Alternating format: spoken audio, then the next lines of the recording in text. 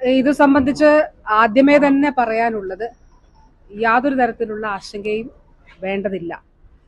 ആശങ്കപ്പെടുത്തുന്ന വാർത്തകളോ പ്രചരണങ്ങളോ ഇതുമായി ബന്ധപ്പെട്ട് നടത്തരുത് എന്നുള്ളതും അഭ്യർത്ഥിക്കുകയാണ്. അപ്പോൾ നിങ്ങൾക്ക് ഏവർക്കും അറിയുന്നത് പോലെ ഏതാനും ദിവസങ്ങൾക്ക് മുൻപ് മലപ്പുറം ജില്ലയിൽ എംപോക്സ് ലക്ഷണങ്ങളുമായി ഒരു വിദേശ രാജ്യത്ത് നിന്ന് ഇവിടെ എത്തിയ 38 വയസ്സുള്ള ഒരാൾക്ക് രോഗം സ്ഥിരീകരിച്ചിരുന്നു. ആ രോഗം സ്ഥിരീകരിച്ചതിന് ശേഷം ഈ ക്ലേഡ് ഏതാണ് എന്നുള്ളത് അറിയുന്നതിന് വേണ്ടി, ഏത് വകഭേദത്തിലുള്ളതാണ് എന്നുള്ളത് അറിയുന്നതിന് വേണ്ടിയിട്ടുള്ള പരിശോധന ഞാൻ പറഞ്ഞിരുന്നു. ആ പരിശോധന നടത്തി. അപ്പോൾ പരിശോധന നടത്തി, ഇവിടെയും നമ്മൾ നടത്തി, IAVയിൽ നടത്തി, അതോടൊപ്പം തന്നെ NIVയിലും നടത്തി. ആ പരിശോധനയിൽ അത് ക്ലേഡ് 1B എന്നുള്ളത് പറഞ്ഞിട്ടുണ്ട്. പക്ഷെ ഇതിൽ നമ്മൾ കാണേണ്ടത്, ഇത് മറ്റൊരു രാജ്യത്ത് നിന്ന് ഇവിടെ എത്തിയ വ്യക്തിയാണ്.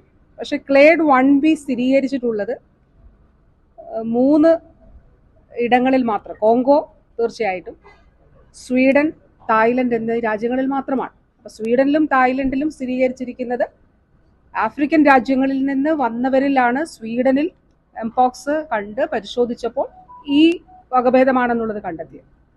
തായ്ലൻഡിലെ 2 കേസുകളും ഇതേപോലെയാണ് കണ്ടെത്തിയത്. അതായത് സ്വീഡനിലെ 1 കേസും തായ്ലൻഡിലെ 2 കേസും മാത്രമേ ആഫ്രിക്കൻ രാജ്യങ്ങൾക്ക് പുറത്ത് ക്ലേഡ് 1B കണ്ടെത്തിയിട്ടുള്ളൂ.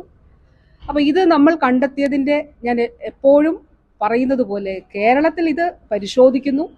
ആ പരിശോധനയുടെ തുടർച്ചയായിട്ടുള്ള ജനിതക പരിശോധനകൾ നടത്തുന്നതിൻ്റെ ഫലമായി നമ്മൾ കണ്ടെത്തി എന്നുള്ളത് മാത്രമേ ഉള്ളൂ.